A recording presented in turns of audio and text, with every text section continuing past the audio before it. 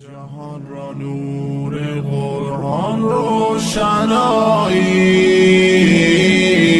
است، فروغش تا قیامت جاودانی است. شده قرآن نزول از لوح محفوظ، که این گنج سعادت آسمانی. خدا خود حافظش هست تا قیامت،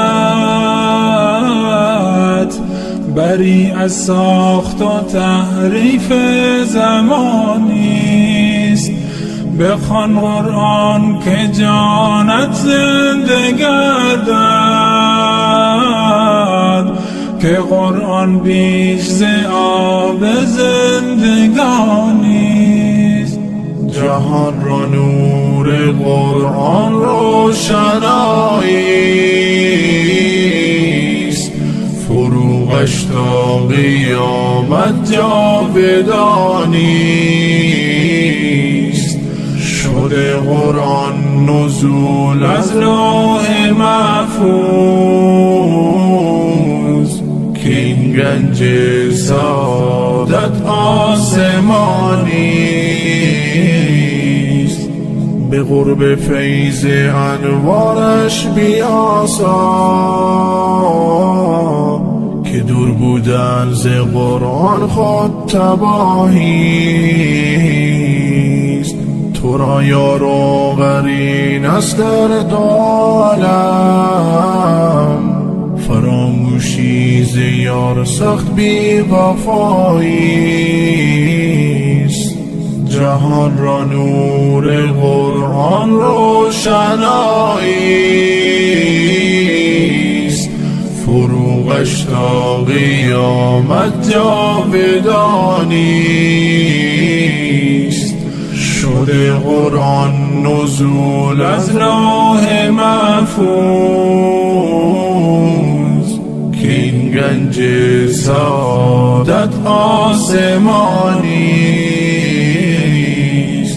بسوزی دل تو هم در عشق قرآن، که کار عاشقان از خود فنایی است. بسوزی دل تو هم در عشق قرآن، که کار عاشقان از خود فنایی است. جهان را نور قرآن روشنایی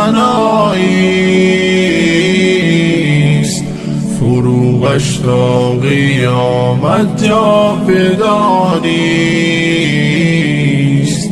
شده قرآن نزول از لوح محفوظ، که این گنج سعادت آسمانی است. که این گنج سعادت آسمانی. اللهم صل على محمد وآل محمد حبيب الله.